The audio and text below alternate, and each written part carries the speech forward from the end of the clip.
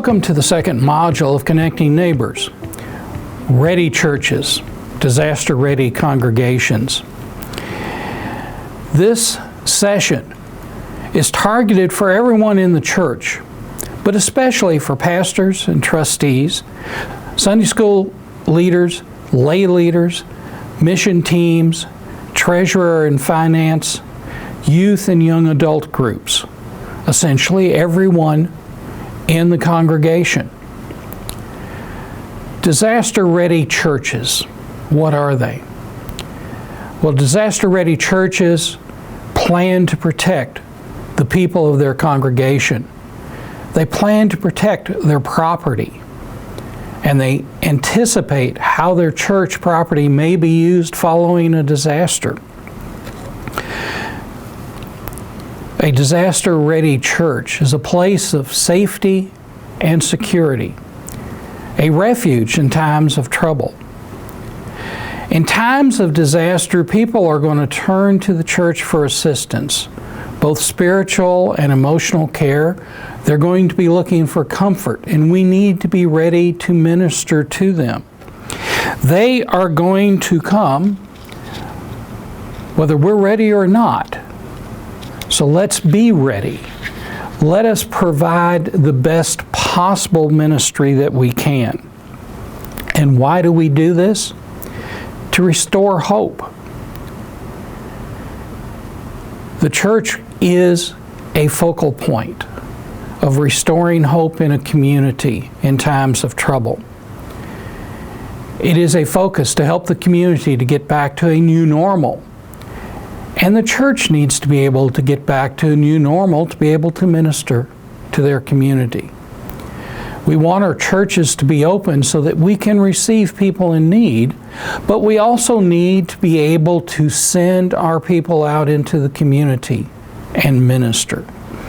If our capacity for outreach is hampered because we were unprepared, we will find ourselves turning inward, focusing on our own needs rather than those of the community. Ready churches prepare their buildings and facilities. They prepare their parsonages. They prepare their contents, and they have a procedure to be able to respond when an emergency or a disaster strikes. How do we do this? Well, we make our buildings ready first. And ready buildings start with an assessment of potential threats and how likely they are to occur. Things like an emergency medical event, a fire, weather events, flood, acts of violence. The next step is to examine what we have done to lessen the impact of these threats. Is our insurance up to date and adequate? Do we have the necessary safety equipment in place and working? Have we identified hazards and taken steps to lessen their threat? Are there clear, marked exit doors? Have we taken the time to clean around furnaces and water heaters? Is there clear signage to assist first responders? Have we identified the safest areas in our buildings for tornado shelters? What have we done to make sure that we are ready for worship after a disaster strikes? Worship shouldn't be interrupted, even if the building is unusable. Resuming worship as soon as possible provides the church and the community a place to process their experiences and start the process of getting back to normal. Children especially need the stability that church provides. Have you made arrangements for alternative locations? These arrangements should be negotiated and arranged prior to a disaster. Have you thought about what is the cost of these arrangements? Does the insurance cover that cost? Does our insurance cover us while we're at an alternate location? What type of setup is going to be necessary to be able to worship there and break down afterwards? How do you communicate the arrangements to the congregation and the community if you have to activate those plans on a Saturday night? Church facilities. Now, Church Mutual Insurance has a downloadable 24-page self-assessment for churches on their website, and we'll include a link on our webpage for this. And I encourage you to do a self-assessment. Go through and look for commonplace hazards, for commonplace things that you can change without a lot of money, without a lot of effort, that makes your church and your facilities much safer. Use this as an opportunity to assess your insurance coverage. Is it adequate? Is it prorated or is it replacement value? Now, insurance is the primary means of being ready to repair or replace damage to church property. Now, you may need additional resources, which could be donations, they could be fundraisers, loans, and/or grants. But in a disaster, do not expect the annual conference or donations to the disaster to be an alternate funding source or an alternate to adequate insurance. I'm not saying that the conference may not help you, but we need to be prepared. Consider that flood insurance is a separate policy. Check with your local government to see if you are in a floodplain and determine whether or not you need flood insurance. Another thing you need to consider in preparing is determine if the church policy covers the cost of replacement of the pastor or staff's personal property at the church or parsonage. This type of coverage may require a renter's policy in addition to the church's primary insurance. Your church records. Protect the church's historical records. These records are both written and institutional knowledge and records. And what do I mean by institutional? I mean the knowledge that's contained in the wisdom and experience of many of your long-term members. I urge you to grab that knowledge, record that knowledge now while you have opportunity. One of the things I deal with as head of trustees in my local church is a lot of that institutional knowledge was lost over the past few years. And I've gone in and had to try to recreate. Where are these pipes buried? Where does this go? What does this control? Don't let that knowledge get away from you.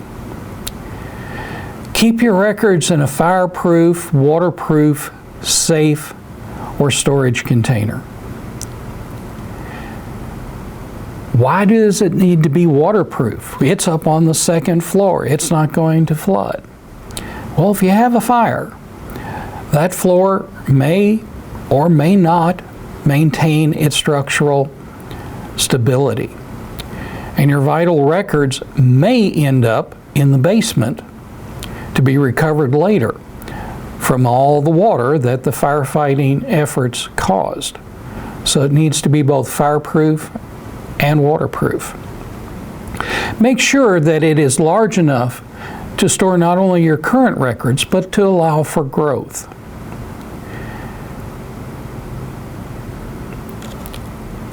Use a safe deposit box for records that are not used frequently, such as deeds, insurance papers, mortgages. Cloud storage or digital backup could be a cost-effective of keeping copies of both current and seldom used records and keeping them to where you have remote access and to be able to get copies of them if your church is damaged and you can't get into it. Now, if your church keeps financial records on a computer system, daily backups are urged and strongly recommended. The backups should be stored off-site from the computer system. Again, secure cloud backup could be a cost-effective method of doing off-site backups. However, if you don't have internet where you are and you're doing hard copy or you're doing hard media backups, make sure those backups are stored off-site. Consider archival storage of historic documents or restoration of those documents to preserve their history. The conference uses teams at Asbury or Kentucky Wesleyan for assistance in this service. And if you're interested or have a need for that, contact Administrative Services at the conference offices for further information and contact information. One of the things for document protection, believe it or not, is purge unnecessary documents, books, and papers. An annual purge of church books, documents, and other records will emphasize what needs to be kept, copied, and preserved, and identify what needs to be eliminated. Ongoing ministries. Be a ready congregation. Most of our churches have more going on than just worship on Sunday mornings. Identify what ministry and groups use the facilities on a regular basis or even an irregular basis. Sit down with them and your ministry teams and draft a continuity of operation plans. Plan with the various ministry groups to continue their ministry and mission after the impact of a disaster. The National Disaster Interfaith Network organization has a good tip sheet to assist you in developing a continuity of operations plans. And again, we'll have a link to that on our website. Identify ready congregants, people who are prepared themselves, and people who are willing and interested in helping recover from a disaster. People are our best resource. Look to those who are willing and capable to respond and determine how they are able to respond, what their skills and gifts are, so that you can contact them and help get them activated immediately following an emergency or a disaster. Record that information. Don't let it be institutional knowledge or just who you know. Provide them opportunities for additional learning and for practice. Another thing in your disaster plan you should consider is how the church facilities may be used in a disaster response. If it is functional, what are some of the things that you might do at your church? You could be a donation center. You could be a shelter. You could provide hospitality or lodging for incoming volunteer teams. You could be a call center. You could be a warming or cooling center. You could be a charging station. You could be a hospitality source or restroom facilities on an evacuation route. And you may come up with other ideas that are specific to your community, but consider how you can be involved and how you can use your resources there at the church. A church building is more than just a place of worship. It can become a community resources. Think about what actions or resources will be necessary in order to make the building response ready. If you're considering being a shelter for your community, does your church have the necessary space and facilities? Consult with the local chapter of the American Red Cross to find out if you do. Seriously consider how being a shelter would affect other ministries ongoing at the church. Now, after doing due diligence and exploring these options and requirements and restrictions, we strongly recommend, if you want to be a shelter in your community, partner with the American Red Cross. You could be a volunteer center.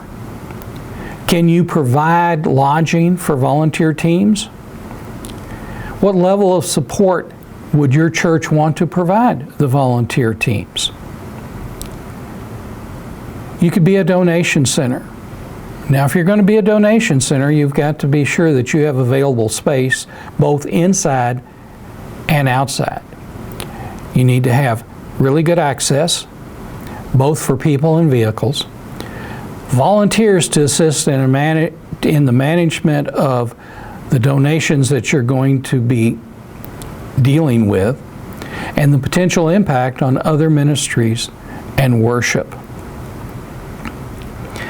Speaking of donations and donations management, be careful what you ask for.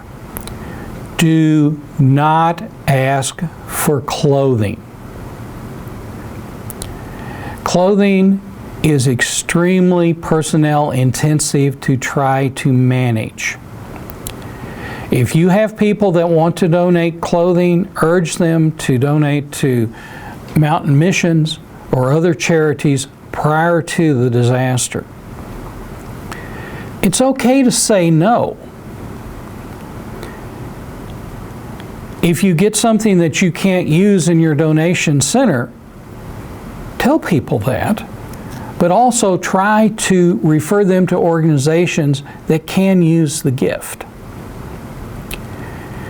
If you accept donations in the form of money, maintain very accurate records of all incoming and outgoing funds.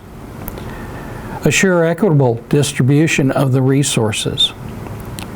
Maintain the donor's intent of the gift. Direct assistance in the form of vendor payments for services or material goods is encouraged. No cash payments, either to the survivor or to the vendor. Inform the district and conference of the funds that are being raised and expended. Now, you've gone through all these efforts and you have a plan.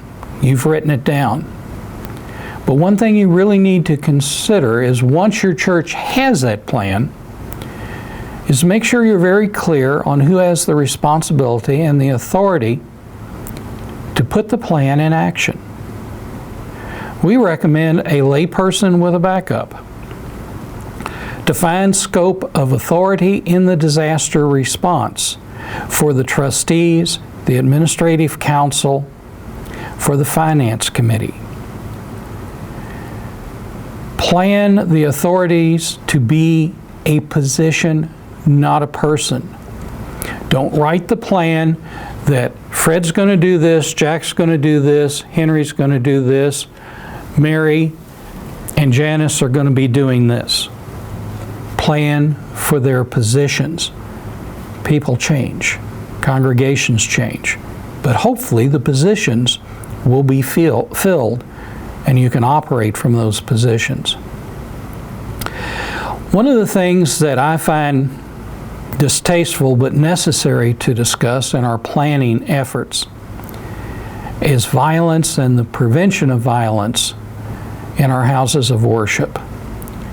Violence in a house of worship is a very high-profile, high-impact event, but in the grand scheme of things, it is low on probability of occurring.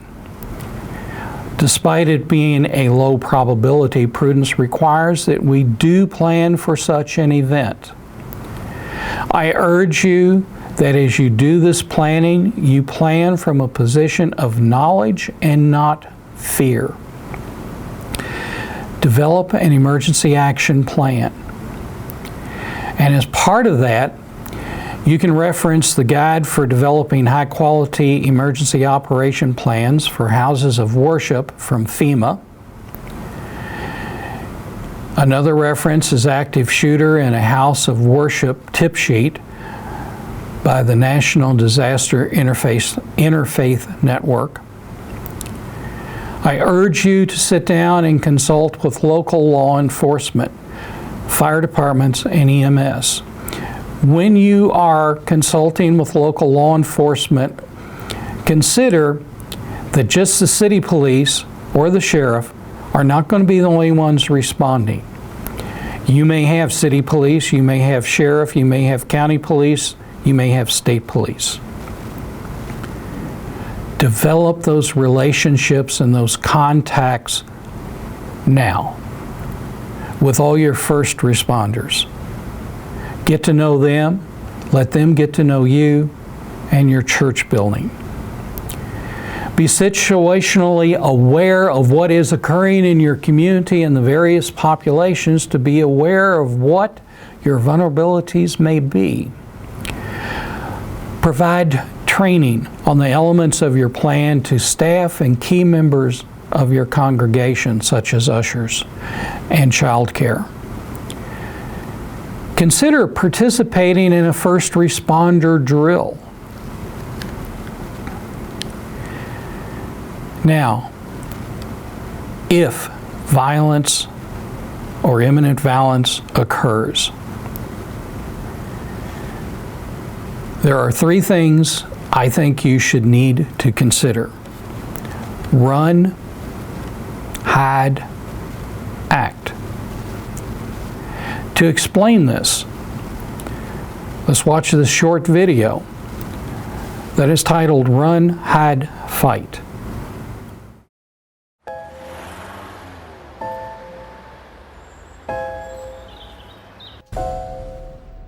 It may feel like just another day at the office, but occasionally, life feels more like an action movie than reality. The authorities are working hard to protect you and to protect our public spaces.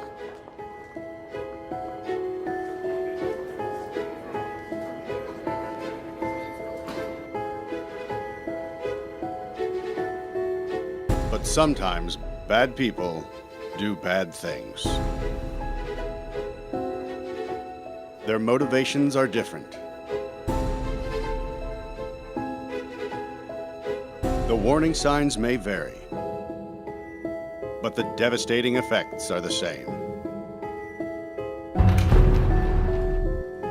And unfortunately, you need to be prepared for the worst.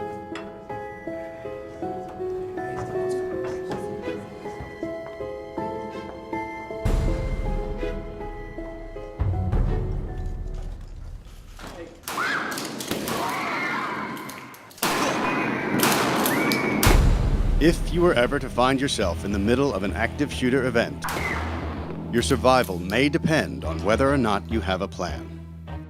The plan doesn't have to be complicated. There are three things you could do that make a difference. Run, hide, fight. First and foremost, if you can get out, do. Always try and escape or evacuate, even when others insist on staying. Encourage others to leave with you, but don't let them slow you down with indecision. Remember what's important, you, not your stuff. Leave your belongings behind and try to find a way to get out safely. Trying to get yourself out of harm's way needs to be your number one priority. Once you are out of the line of fire, try to prevent others from walking into the danger zone and call 911.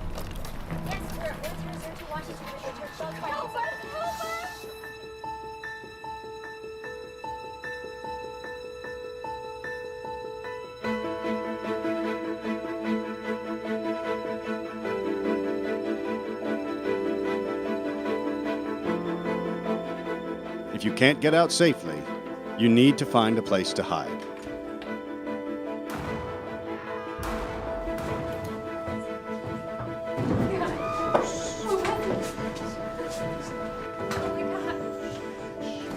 Act quickly and quietly.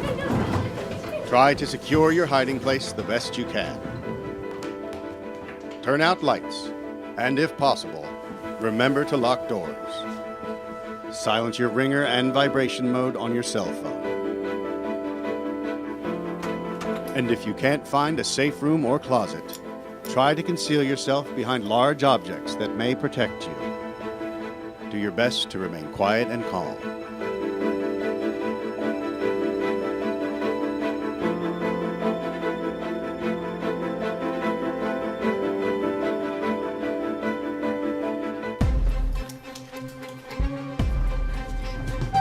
As a last resort, if your life is at risk, whether you are alone or working together as a group, fight. Act with aggression. Improvise weapons. Disarm him. And commit to taking the shooter down, no matter what.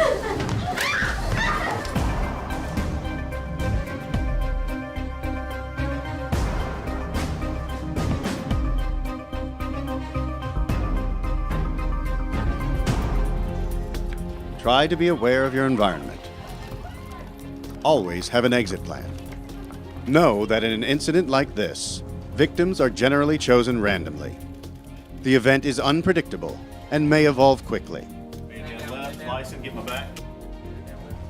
The first responders on the scene are not there to evacuate or tend to the injured. They are well trained and are there to stop the shooter.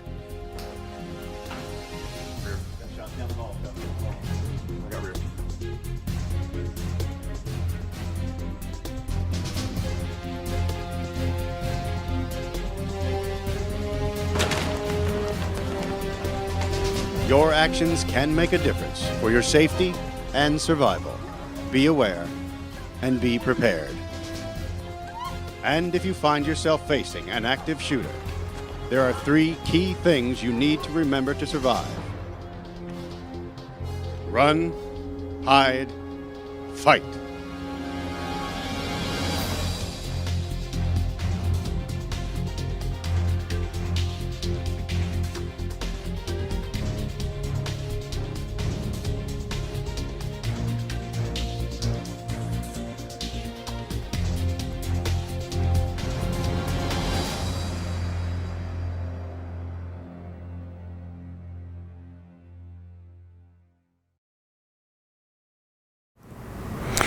Even the best efforts to mitigate the risk of violence in our churches may not prevent that violence.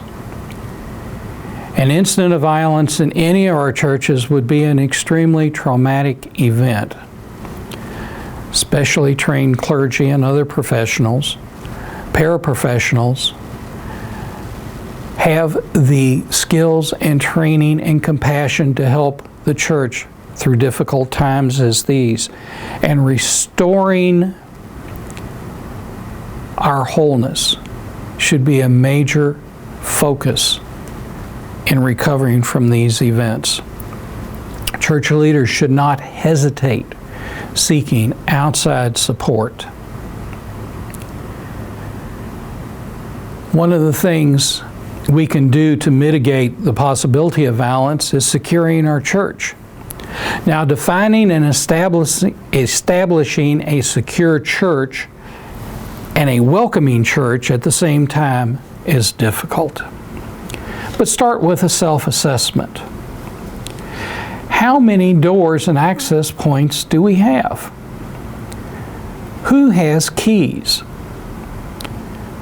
Identify when these doors and access points are normally open, and ask yourself, do they need to be? Consult with local law enforcement. Get their input. Consult with your insurance carrier. Get their input. And as you're developing your emergency action plan, identify the people you will involve in the decision making, both beforehand and during the event.